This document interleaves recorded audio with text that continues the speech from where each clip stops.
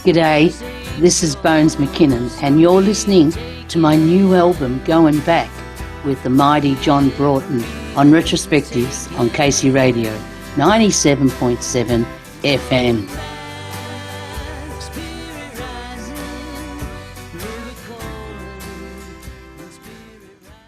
Yeah.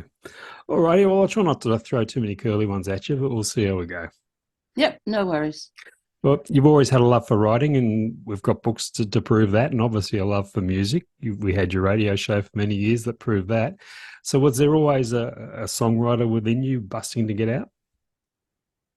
I don't think I can really say busting to get out, but I always dabbled with writing songs, particularly when Greg and I sort of hooked up, and him being a musician, it sort of made sense to me to try and write lyrics to go with, you know, tunes that he might put together. But I always did, whenever I was a poem writer, and occasionally when I'd write something, I would have a note on it. When I came back later, I saw, you know, this is a song, you know, so I had it in my head that it could be a song one day, but I didn't have any necessarily, you know, clear ambitions to make it into a song. Or I probably always thought that, you know, not playing guitar or an instrument, it was hard to come up with it, a tune, or to do anything with it. So, yeah. So the whole mentorship partnership with Charles Jenkins, was that initially just to hone your songwriting skills? There wasn't like an album project in mind to begin with? No, there wasn't an album in mind at all. Yeah, what I had in mind at the time was that the Swamp Dogs, we played covers. This is a band that Greg and I have been in for a long time, and we've been playing regularly probably for about 6 years. And I had decided that we should be playing some of our own songs. You know, we've got quite a good caliber of musicians. So I set my mind to sort of trying to write some, and I wasn't getting a lot of interest, I suppose, in some ways. We weren't coming up with any melodies for the lyrics that I had written. So I thought, oh, well, anyway, the story goes, I saw one of Charles's, I knew Charles for some time, and I saw one of his advertisements for the Push, and I thought, oh, maybe that's a way, you know, I can get some mentoring in songwriting, you know. And he very nicely and politely wrote back to me and said, I really don't think you're the demographic, Bones. But he straight away, because the Push is for young people, I think they have an upward age range of about 25. And but he very quickly came back and said, but we can do it one-on-one, just you and me. And I thought that'd be wonderful. Well, look, it was probably another couple of years before we actually got it started. We got it started in 2019. And at first I just went with my songs, John, and my written songs. I went with one song that Greg and I had played around with and had made into a bit of a tune. Yeah, so I had initially gone to Charles with lyrics, and there was one of the songs that or the lyrics that I had, Greg and I had actually attempted a melody and actually sang it for family when a family member passed away. And so we hadn't done anything more than that. We sang it for them a couple of times, and they were really grateful for that song. But I took it to Charles and we got it brushed up. It was early in the piece of working with him. So that was fairly well started, but it was probably anywhere near as good as what it is now. Charles has a real knack. And of course, you know, he's a very accomplished songwriter. And I loved his songs, and very soon I loved working with him. He was easy to work with and very engaging. and very welcoming. But I think what I most loved about working with him was his deep respect for your written word. And I went there with my bits and pieces of paper with my jottings and went home with a beautiful song, John. And I was hooked from that first moment. I went home that day, and I'm playing it to everybody. Listen to my song, and yeah, even then, I just loved getting them into a song that I could sing, and I was probably thinking of Greg and I singing them, or the band sing. And indeed, the Doggies had lost servo in after working on that with Charles. I took it back to the Doggies, and we had it in the set for quite some time. So it was Charles who eventually said, "It's time I think you made a CD. You've got all these great songs here, so why don't you do something?" So looking back now, what do you think you've learned, or now that you know about songwriting, that you didn't quite have the concept of before working with Charles? In terms of, I think I wouldn't be able to articulate what I understand musically, but he has given me an incredible amount of insights in terms of music, about having something that basically probably what comes down to a hook, or enables people to attach to it. He would also say that I'm pretty sure that having a good idea is important. So he considered that I had gone to him with good ideas. So he was happy to run with those good ideas and then try and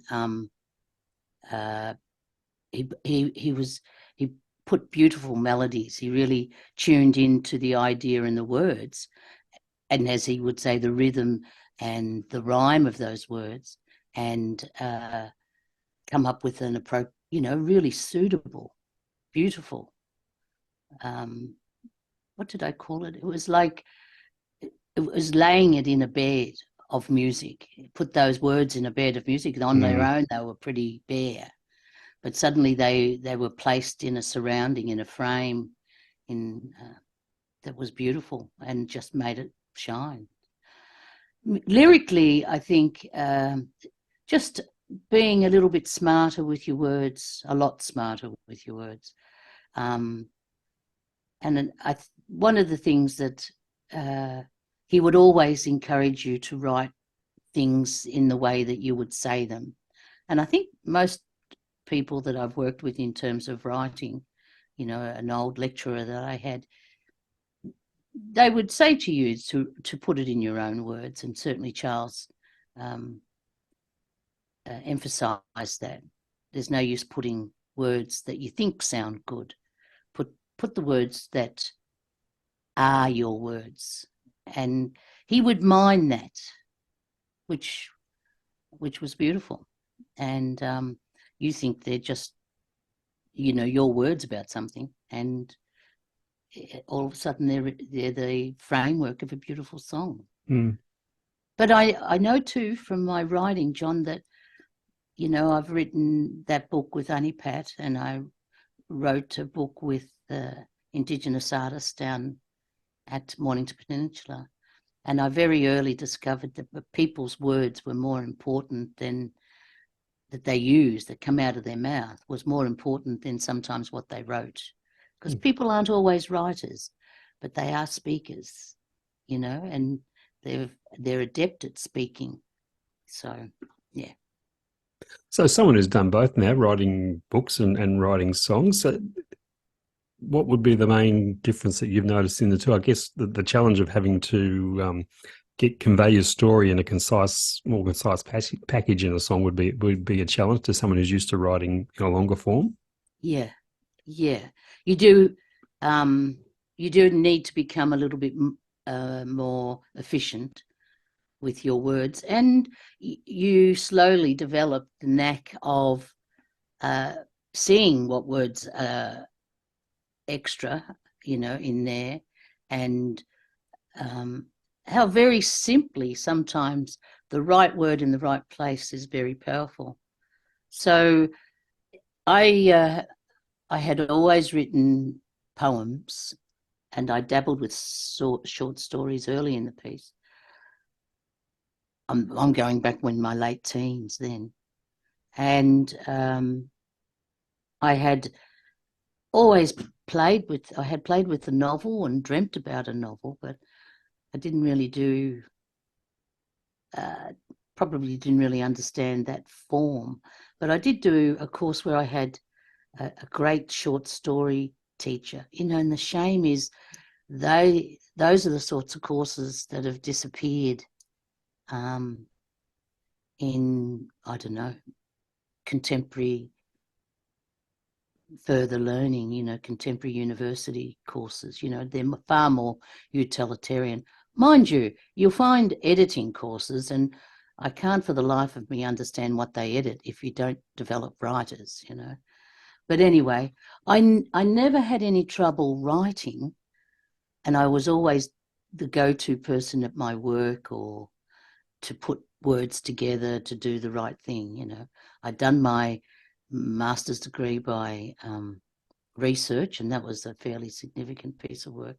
So actually putting words together wasn't an issue, but being efficient with words is another matter. But yeah, so to me, learning the short story form, you learn to be good at narrowing down, because you're not writing with a big scope to develop your characters. So you have to be a little bit more efficient in the way that you give signs about your character. And I think songwriting is, as you say, a further stage in bubbling that down. And you don't have character development as such in songs, but still a character does come through sometimes. So yeah, I love it. I think it's very efficient, and I think it's very powerful, because coupled with a bit of music, people respond to it far easier and quicker, and it's more accessible than a short story or even a novel. Despite people loving those forms, I think songs have a far longer tradition of people expressing themselves and people learning things, and wow, look at the 60s when we used them to sort of transfer ideas. They're powerful songs. Yeah. No, well put indeed. Releasing music independently, it's something that takes up as much time and energy in marketing and promotion as it does actually creating the product. How have you found the experience of getting the word out there? Yes, I totally agree with that.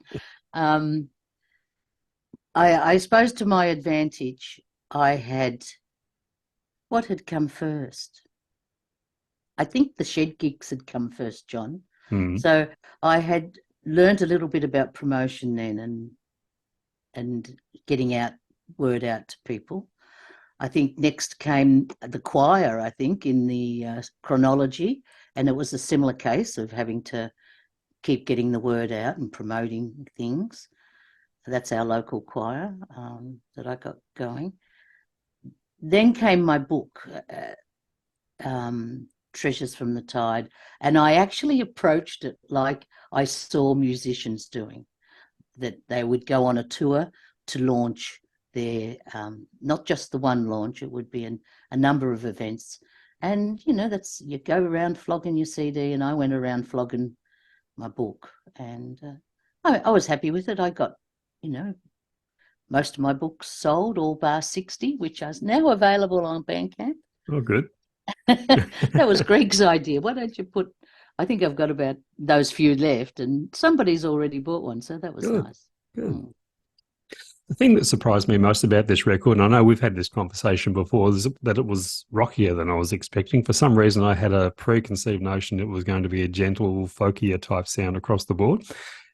What were your initial thoughts as to the type of record it was going to be, or were you pretty much open to everything before you went into the studio with Doug? I was open. It wasn't a closed book at all, how I had imagined. But, a song like Disaster, I knew that was a rock song when I wrote it, you know, and I wrote it as a rock song.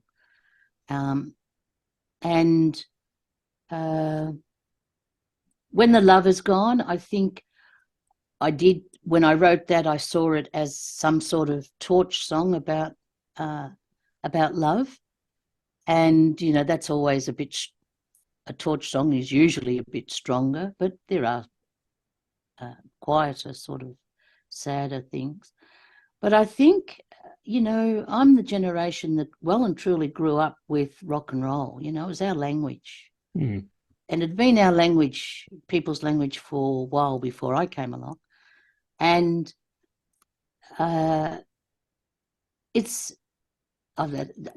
nothing else to say. It is our language. And you can say the same thing in a ballad as you can in a rock and roll song. And we've learned that over the years, you know, when we see someone, well, we saw Nirvana, first of all, you know, strip down the arrangements and do an unplugged version of some of their songs. And the beauty of the song comes out. So I think while we could play those songs in an unstripped way, I had worked with Doug before, and I loved the way he worked. I love his brain and how he hears arrangements, and he hears harmonies, and he hears instrumentation when he hears a melody. It's just a beautiful gift that he's got.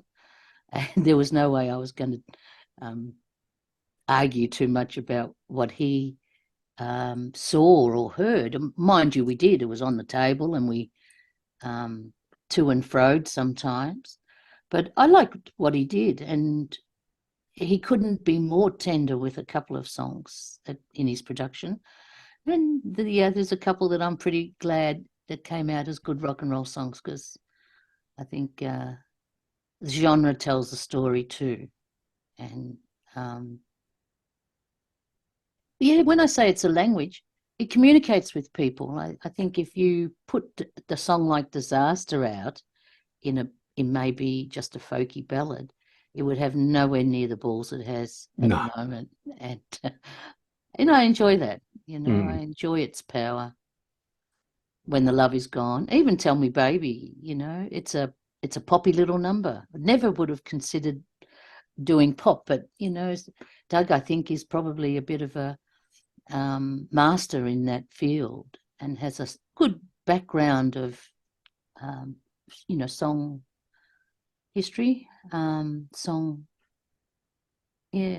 making. And yeah, I liked what he did. I wouldn't have gone with it. I had no idea beforehand, but I tell the story that I had no idea how much he had in the background on the recordings. You know, I loved the recordings when I heard them. But when it got mastered, and we all, you know, being newbies, I didn't know what being mastered meant. And somebody would ask me what, because they didn't know. And I said, well, I don't think I really know. Well, the only way I've got to describe it, I don't know whether anyone's described it to you, John, but it's like as if every little part inside the song has had a nice little polish, and they all sit up in the arrangement a lot clearer. And the first time I heard them when they'd been mastered, I just cried. I can see myself, I was sitting at this computer, and I just played it on the computer speakers. And I think one of the things about the mastering is that it, you know, beforehand we'd listen on the best system, so we got a good idea of what was in there. But once they're mastered, you can listen on any system. And I sat here on the computer, and I'm just crying listening to it, because I'm hearing all this stuff that Dougie had done in the background that I didn't know about. But it just sounded so good anyway. And I thought, they're my bloody songs. And they sounded awesome. Couldn't believe it. Could not believe it. No, that's a lovely description of the mastering process. I must remember that. Well, yeah, it's just I knew nothing. I knew nothing much about this process. As I said, Dougie and I had worked together on Bush Girl, so I had an initiation. But and I loved it, and I loved doing this. It was enjoyable, you know. I said to Greg today, actually, I said, what would you rather have spent your money on? Our money on? going to Italy or France and sitting on, some foreign beach or going to some ruins, which I can never understand because we've got far older ruins here. But or go and make a record, and I suppose that's the way we've approached it. Yet, yeah, that was our fun. Absolutely. And both of us loved it. Yeah. Greg loved working with Doug as much as I did. Yeah. He did a wonderful job, Doug, and it's quite surprised to know that it was his first full album production job. Yeah. Yeah, recording and mixing and all the way through from start to finish, the whole lot. That was his first one. So what we've got there is a first-time producer working with a first-time recording artist. And thinking about it, it's probably an advantage because you both go through the learning experience together. Yeah, we did. Yeah. And we worked well together and respected each other. Yeah. He respected where I was coming from as far as what I knew about the song, and he listened, in the lyrics and what I was trying to do in a song. And he listened with what he understood about music as a language. And he also provided a wide range of instrumentation himself too: bass, drums, guitars, piano. Mr. Versatile. His piano is just gorgeous. It's beautiful, little old. It's got a real honky-tonk sound. He'd just spin around in his chair. It was right beside him here. The first time he'd hear a song and he'd spin around and he'd go ting, ting, ting, ting, ting. He had the part going straight away. Or he'd pick up his guitar or bass or tambourine, or he had a snare, which was his drum, the extent of his drum kit in there. And his harmonies are just magnificent on the on the Bandcamp descriptions, and I think on the CD cover jacket, I've got Divine Harmonies, Doug Robertson, because they are. He would hold a torch up to a lot of people as far as harmonies go. He's brilliant. Yeah. If you look, let's turn to some of the songs. Dora's song, Going Back, title track, I guess you could call it. And it's a song that goes back a fair way too, isn't it? Yes. 2001, we wrote it for my brother-in-law's mother when she passed away.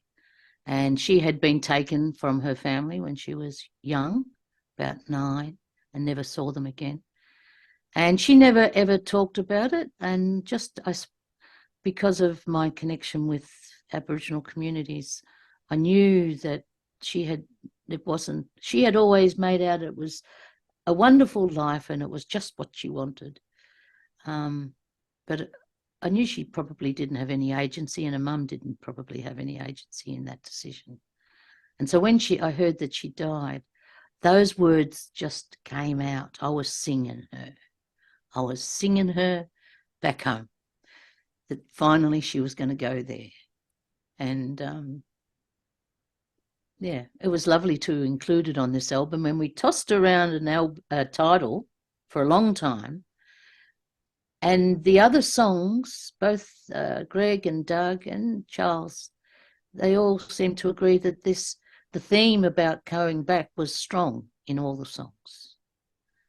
Even Chris Franklin, who did some filming of the process, he picked up that was coming through. For a while, it was Lost Servo, just because it's a little blaster and it's been there for a while, but Going Back made sense.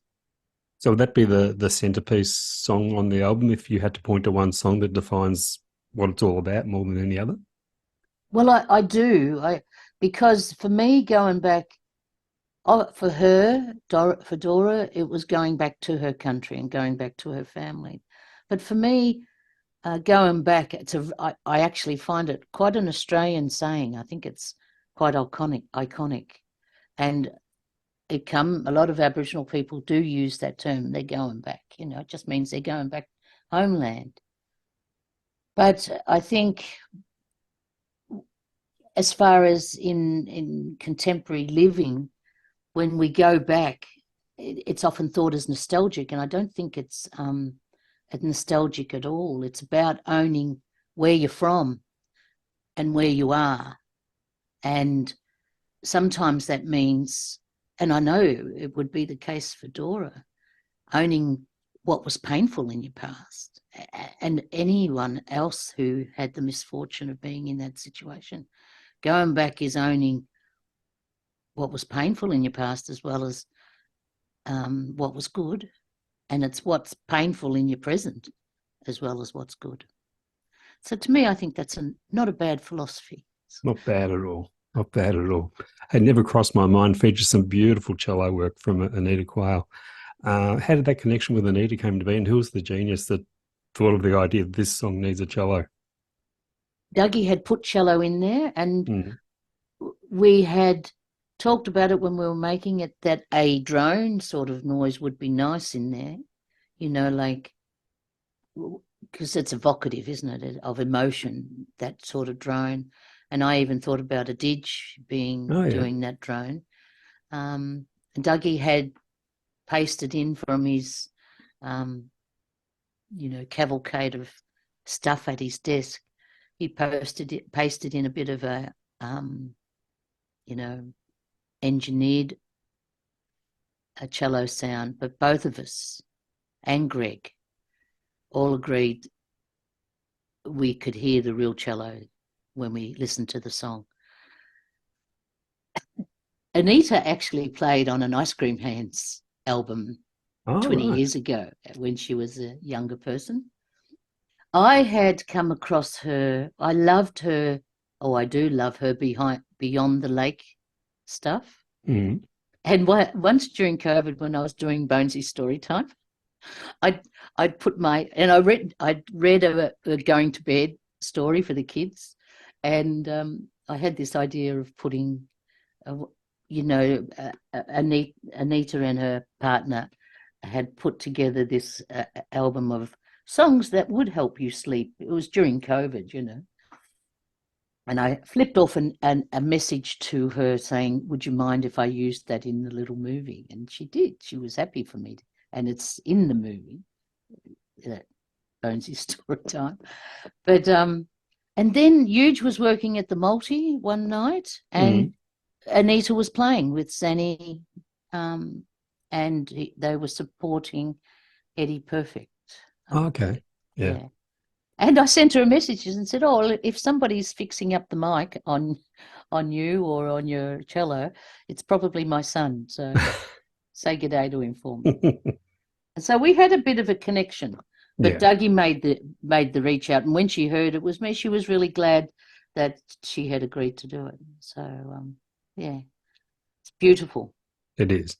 Underwrites it perfectly. And Dougie knew exactly what to get out of that. Another featured guest player is one of the best pedal steel players around, Shane Riley. And I love how you described on the liner notes that it's pedal steel that sparkles. And sparkle it does. It's just splashed in at the right moments, never overstated. Yep.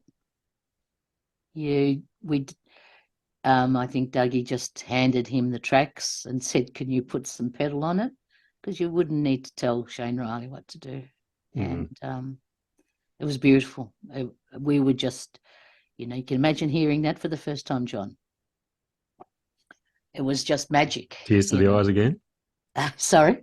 Tears to the eyes again? Oh, no, it was just a big bloody smile, just, I couldn't, it's just lovely. And he just weaves, he weaves in and out with that sparkle so beautifully. Yeah. He's a master. We can't talk about this album without giving kudos to your nearest and dearest, Greg. No, not at all. Who you described on the notes as quietly making things happen. Can you elaborate on that? It makes sense to me, knowing Greg. He's never seemed to be the type to run around pointing at himself, but he certainly gets things done. No, he's as much part of this album as it is me. It was my project to go off to Charles and write songs. Greg had nothing to do with that process. But when those songs came home, and they were pretty raw when they came home, it was down to Greg and me to bash them into some sort of shape. that we've then played at Casey in a very embryonic form, may I say. And then we took those to Doug, and then they got rejigged again in terms of arrangements. And then, of course, Greg played all the way through, played acoustic. Doug describes us turning up with words, with songs and an acoustic guitar. And he probably had the same idea in his head as what you did. But yeah, we weren't afraid of rock and roll. And yeah, we loved that process. And of course, Greg's behind any financial, his part. We're a team as far as finances go. So any decision in regard to this has been a two-way thing. And he's been in boots and all. And yeah, those songs probably would have sat in my books if it weren't for Greg, But they got a form. And of course, Charles was prompted the idea of making a CD and said, just go to Doug. And I had no hesitation. So I just love the way it ended up. I think it's been very magic, the whole team. Charles, well, me, Charles, Greg, and Doug. Yeah. It was a team effort, really. For sure. You take any one of those ones out of the process and you haven't got the same result. No. Yeah. So working with Greg on those initial arrangements, were you always on the same page, or did you butt heads from time to time? Oh, hell yeah.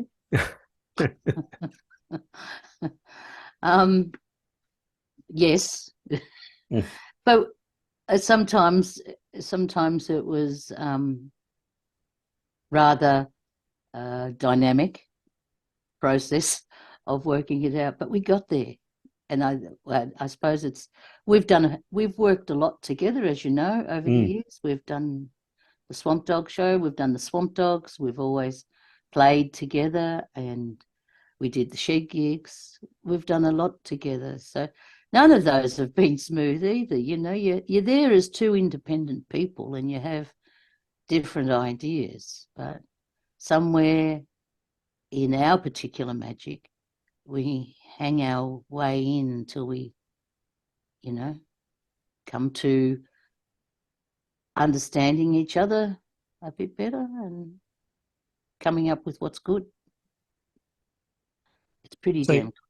Yourself, obviously, and Greg, the only members of the Swamp Dogs, the band, that were on the album. So were you really intent on distinguishing this as your own project and not confusing it with the band? I wasn't necessarily intent on it, but going the path with Doug, there wasn't need to be bringing a band in. If anything, both of us had probably thought that we may have recorded it with a band, but Dougie was the band, really. It sure was, yeah. Yeah, and it was nice to, what's the word? Oh, I haven't forgotten. Couldn't think of a word until now. It was good to highlight a particular instrument the way we did with Shane and Anita. And it was Doug's request, actually, to have Charles on his nylon string guitar for It Never Crossed My Mind, which was a beautiful choice. And Greg didn't spew it. He's bought a nylon string guitar since then, but he didn't have one at the time. And it had a beautiful quality about the guitar in that song. So it was lovely to bring in what we felt was missing, but we didn't really feel we missed out on anything else at all. Absolutely not. No.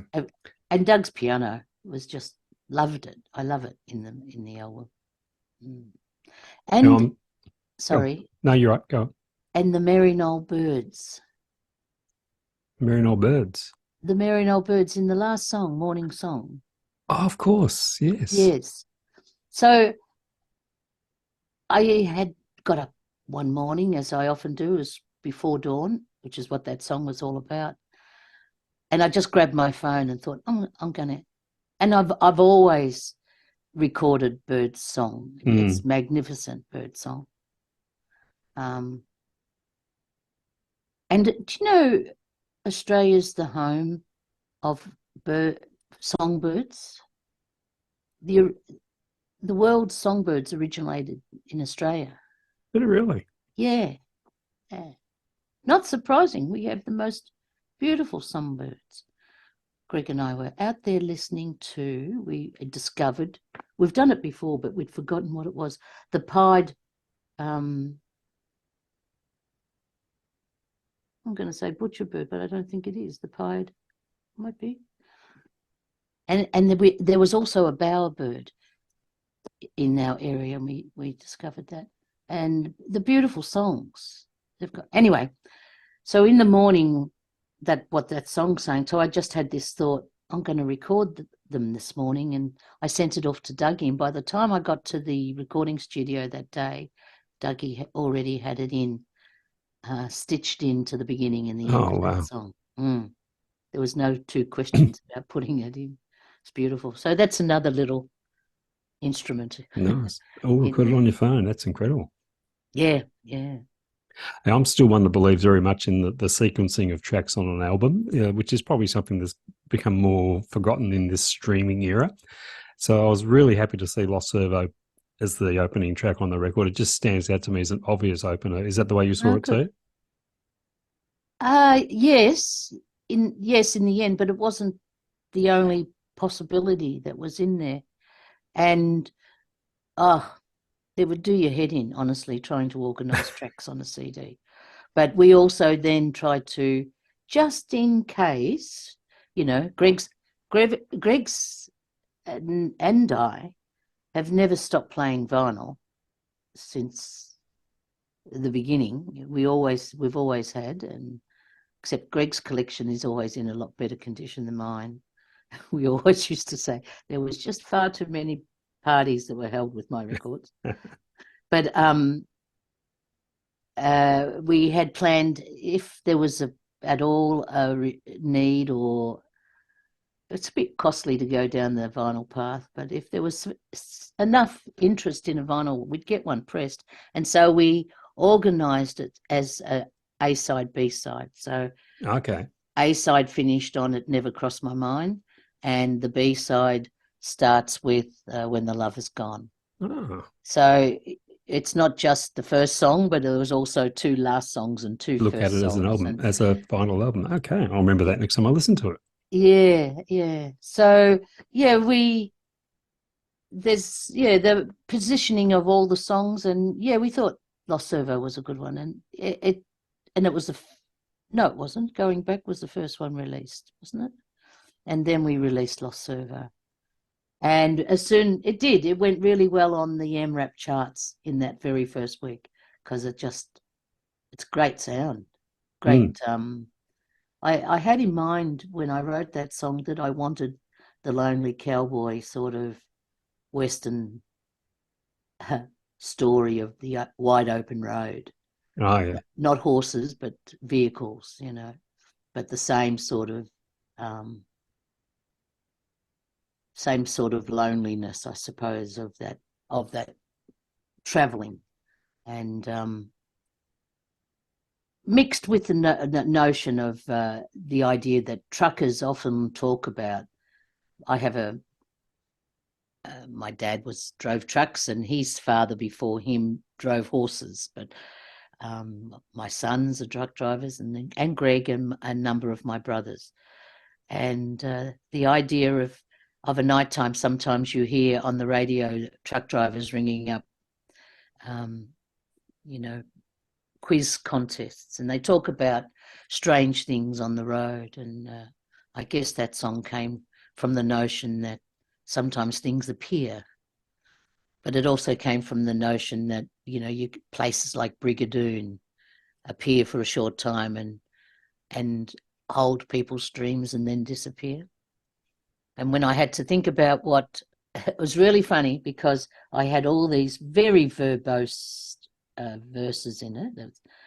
One of the first songs I worked on with Charles, and managed to scrap most of them and boil it down. And he said, we need a bridge in there of some sort. And when I went home to write that bridge, the words, by that stage I'd been working with this idea for a little while, and the words, and that's happened sometimes, you're lucky as a writer when it happens, but they just dripped. I didn't really think of them, I don't think. They just fell off my hands. I had no idea of writing what I did for that bridge about my mum and dad. And it was really lovely because my niece sent me a message saying she could see them dancing to and fro everywhere. But those words about my mother's fate, both my boys saw my dad and loved him, but they never saw my mum.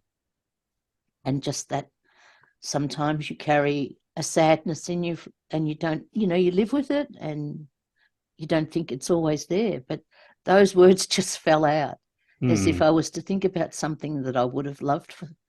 I would have loved them to meet her. They've met her in any other way, lots of ways in our stories, just like in anything, you meet people in your stories. When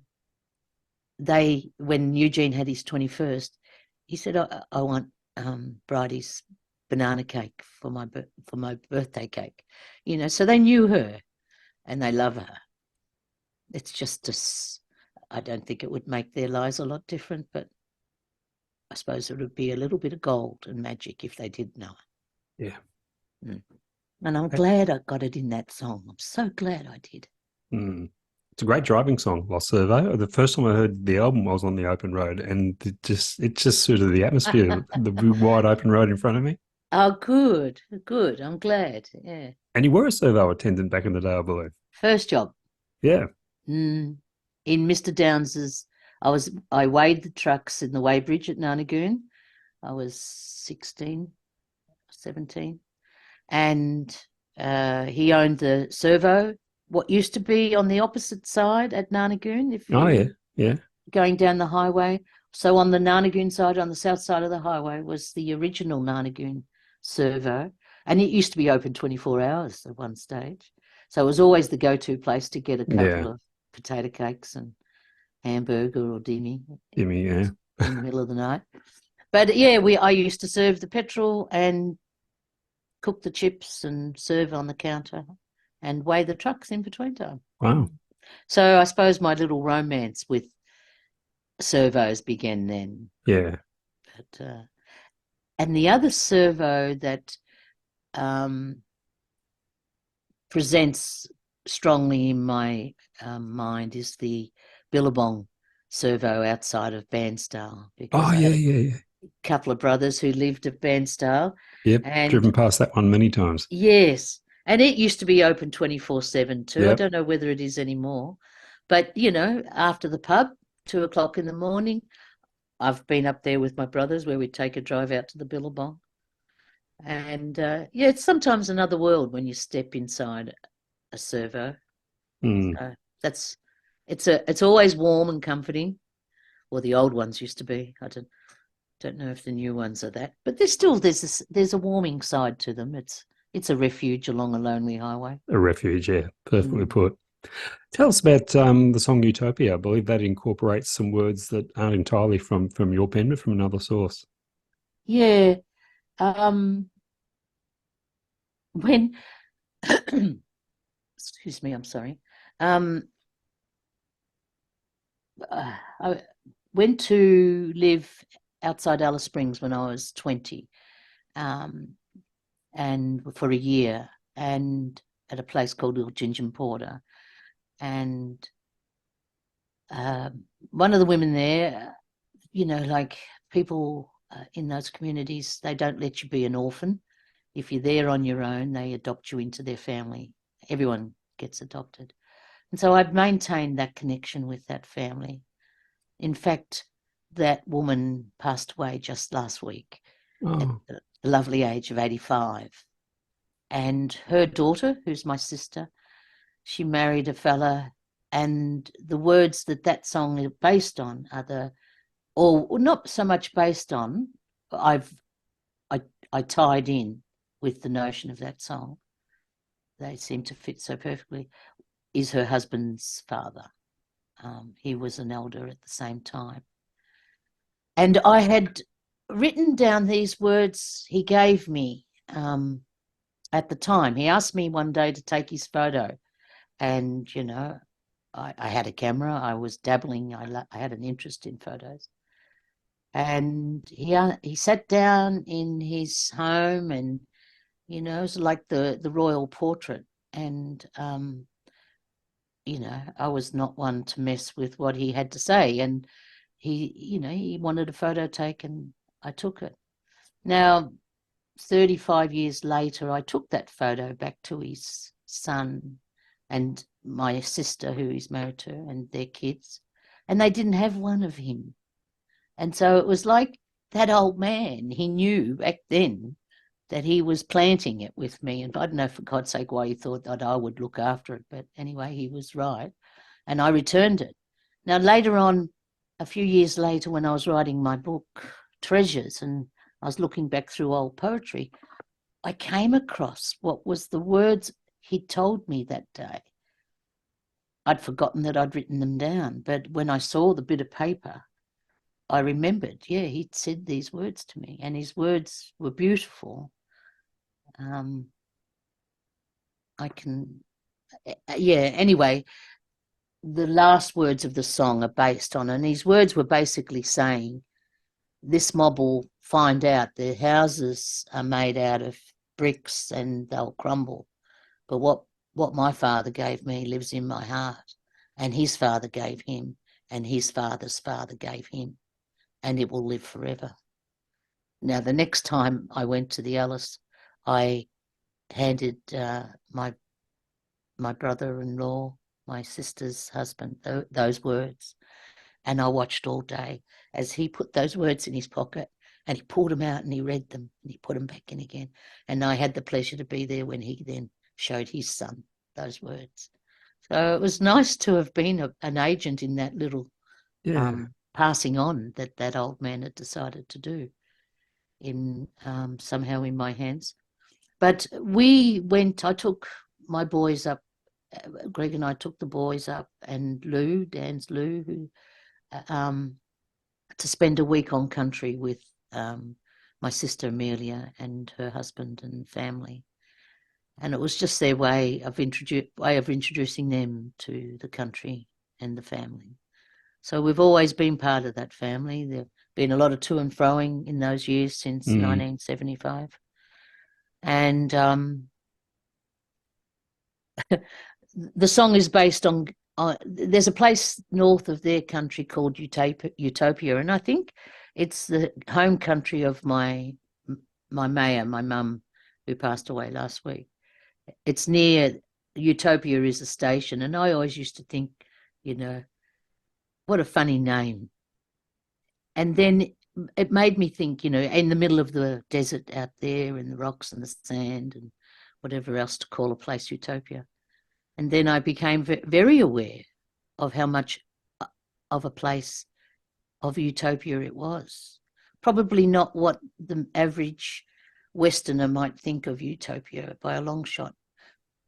But for a lot of people up there, utopia is a lot different. And the very earth itself, their homelands, is where the riches is. And hence that beautiful line in that song, which Charles mined,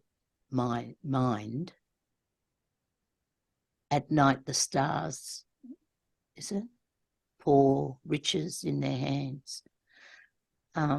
It's just a notion about riches being a little bit in a different ballpark to what we traditionally, it's a message about material stuff. And of course it fits beautifully with Stephen's father's words about what's in your heart, what you get from your family, and that's where your riches is. And so that's how. And the funny thing was, John, it's beautiful you asking me to talk about these songs, and thank you for doing that, because it's an honor to do it. But when we were going out country that time, it was Greg and me and the boys and Lou in the car. They gave us instructions on how to get out there, and they said, go up the highway, Sturt Highway. Go up the highway, and when you come to a tree with the rider in the tree, you turn right. So, of course, we're looking as we're driving along the road. We didn't really think too much about it. We thought, oh, yeah, it must be obvious, but we'd driven right past it. And in actual fact, it wasn't until we were coming back that we said, oh, there's the rider in the tree. So it was too unmistakable, and we turned right there and we're on the right road, which was really good. But that's hence that line. So it was about us going up there and being on country and the richness, the utopia of that country in its real terms, but it's not probably traditional Western terms. But I think finally Australia might be coming to terms with understanding sovereignty in terms of richness about homelands. It'll be nice when it's enshrined properly. Agreed. I love the work of Chris Franklin. He's done some wonderful music-related documentaries and little featurettes, and he captured the making of this record. Tell us how he became involved.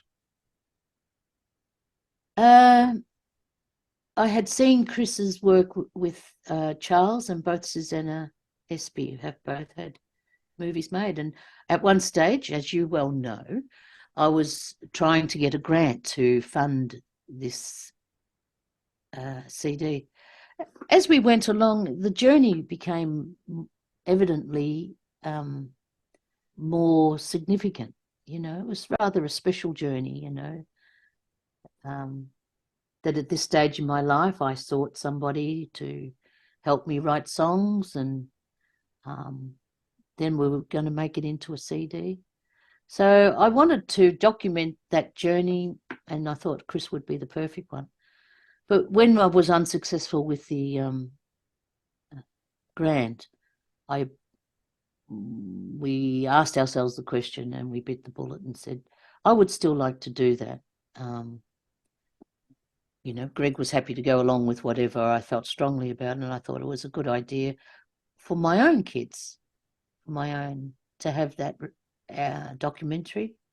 But it was good to document the journey, I thought. And Chris was outstanding, beautiful. And that image on the front we ended up using on the jacket is just perfect. Even Doug says it's perfect, because he says it reminds me of my little studio, which he sold that place now, where the magic happened. And he's dead right. In Dougie's words, he was dead right. There was magic that happened there in that little space. Somebody seen the trailer of Chris's little features? Are we likely to see the full version of that soon, or is it available? Not yet. I don't know. The plan was maybe to show it at a launch. Oh yeah. Ahead of playing it, but I sort of think the time will come. And there's one thing after another, you know, you don't want to flood people with things. I don't want to flood people with things, but it'd be nice. I noticed recently Chris has put up some photos and the trailer onto his page. So there's John, if you don't mind. There's me and Brodie and Chris Wilson and Charles and Susanna. And this little imposter sitting in there with them. But yeah, I don't know. Maybe it will just go up on Chris's page to begin with, and we can share it. I mean, he's done a beautiful job. And you've led to my final question: the launch. When can we expect to hear these songs in a live situation? All I can say, John, is soon. I've been, as you know, asking different venues about the possibility of doing a launch, and there will probably be a number of launches. Is that what we do, John? Do we have just the one launch, or do we have a few? You could probably have a few in different places. You might do like a regional thing. Yeah, yeah. So I'm hoping I'm going to speak my wish. I'm hoping I've asked Peter and Mary down at Archie's if they would allow us to do a launch down there. And I'm looking at maybe George Lane, hopefully in the city, about doing a launch. And now we can talk about the fact that we'll be playing the album out on the weekend. Exactly, yes. So And that not will that far away, really, is it? October? no, on October 14th. And so yeah, that will be another launch, I suppose, because we'll be playing. So yeah. Can't have too many launches because you've got to flog those CDs. Tic Tacs down to Well, tin tacks. the launches will help you flog the CDs, I guess. So it all marries up. Yes, Mm. yes. Yeah. Otherwise, I've got a lot of presents I can give away over the next few years. But it's been a great joy, you know. It has been a great joy, and yeah, it's nice to give them away as well as to have them sold. But if there's people listening to this program, it's nice. When I published a book, you know, there was a lot of evidence to say what you should do is do it online or as a ebook or whatever else. But I didn't even consider it because there's something about having a book in your hand and feeling the paper. Well, a CD is not quite the same, but at least it's something you can refer to on your shelves. Sure. So, yeah. Especially in spaces where there are few CDs on people's shelves, it won't hurt you to get one. And the main thing is that a CD and a digital copy support the artist. So Exactly. and it's on Bandcamp, which is the most equitable platform to sell an album. And coming up in August is a Bandcamp Friday in August, maybe, and September, where Bandcamp donates its share of takings to the artist. So there's only a small fee for the processing that gets taken out. So that's a good time to buy it if you haven't. Awesome. And grab a book while they're there. And grab a book while you're there. I like your work. Yeah. Bones, congratulations again. You're obviously mighty proud of the work, as you should be. It's a beautiful, Thanks, beautiful JB. record, and you're an inspiration to particularly the people of our vintage, showing us that it's never too late to chase your dream. Well, good. I'm glad. I don't think it is ever too late. And I would also like to think it might inspire younger and middle-aged and older women, because I think we might be on the skinnier end of the industry still. It's changing a little bit, but I'm glad. You know, I used to always have a thing when I was on radio and when we were doing the shed that we would go, you know, half and half as far as female artists and male artists. But far too often there's a dominance of male artists. There's plenty of female artists to hear out there and who do beautiful work. So there's no reason why there should be a dominance. So I'd like to probably just hope that it furthers that notion. In this industry, and the industry has been, I know people have had it hard in the past and end up leaving the industry because how hard it is. But anyway, thanks. Pleasure catching up with you, Bones, as always. And I'll be looking out for that launch. I'll be there front and center. I can't thank you enough for this. You'll be there front and center. And I owe you at least one CD, John. I'd like to tell people that John insisted on buying his CD. He's not only a quality broadcaster, he's also a moral broadcaster. Got to put your money where your mouth is. Absolutely. Good on you. Good on you, Bones. We'll stay in touch. Pleasure. We'll see you soon. We will. Thank you very much. Cheers. All right. And listen to Casey Radio, everybody. That's the one. The sound of the Southeast. Good on you, John. See you, Bones. Cheers. All right. Take care. Thanks. Will do.